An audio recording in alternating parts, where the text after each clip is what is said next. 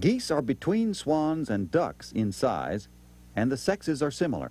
The greater white-fronted goose is a brownish-gray goose with a wingspan of about 5 feet. The pinkish bill, surrounded by a white muzzle, present the white front for which the bird is named. The belly is irregularly and variably barred with black.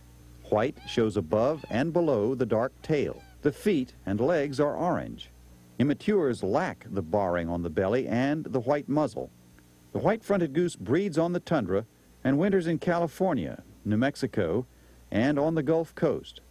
A dark race called the Thule goose breeds near Anchorage and winters in the Sacramento Valley.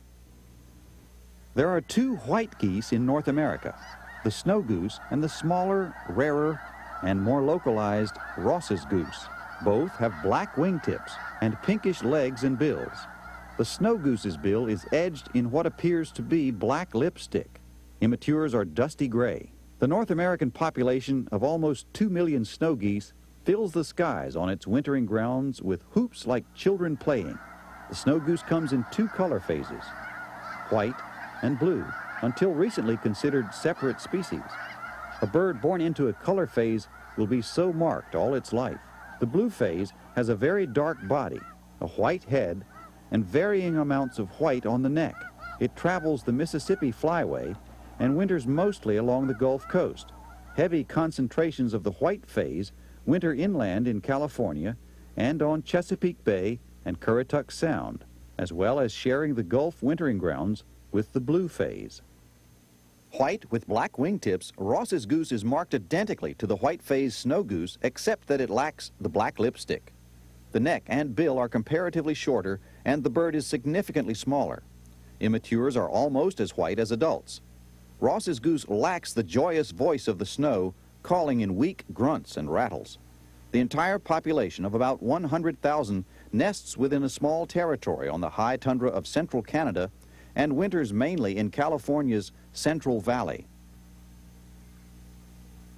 Nesting in coastal Siberia and Alaska, the emperor goose feeds on shellfish and seaweed and rarely ventures far from Arctic waters. In winter, the white head and nape of the emperor goose grace the barren rocks of the Aleutian Islands, the southern limit of this handsome bird's range. Were it to winter in the lower 48 states, the scaly slate-gray body would cause it to be confused often with the blue phase snow goose, the principal distinction being the emperor goose's black throat and all-white tail, scaled appearance, and orange legs and feet. A small, dark sea goose winters in the bays and estuaries of both coasts, eating eelgrass and other aquatic plants and rafting at sea to rest. The bird is called simply brant. Brant wintering on the Atlantic coast are lighter on the undersides than the Pacific race, until recently considered a separate species. On Pacific birds, a white necklace is visible, but this marking is limited to white spots on the sides of the neck in the Atlantic race. The head, neck, and upper parts are sooty black. White is visible above and below the tail in flight, and when the bird tips up to graze on submerged plants. For many who live in the U.S., the call of the Canada goose is the voice of autumn, and the long, precise formations track the comings and goings of winter. Upwards of 2 million of these dark, bugling birds journey thousands of miles from nesting grounds all across North America to winter on our temperate inland and coastal waters. Some breed in the east. 10 or more races range in size from the cackling goose, hardly larger than a mallard, to the giant Canada goose, recorded at 24 pounds with a wingspan of 7 feet. All have a black head and neck, white cheek and throat, and gray-brown back.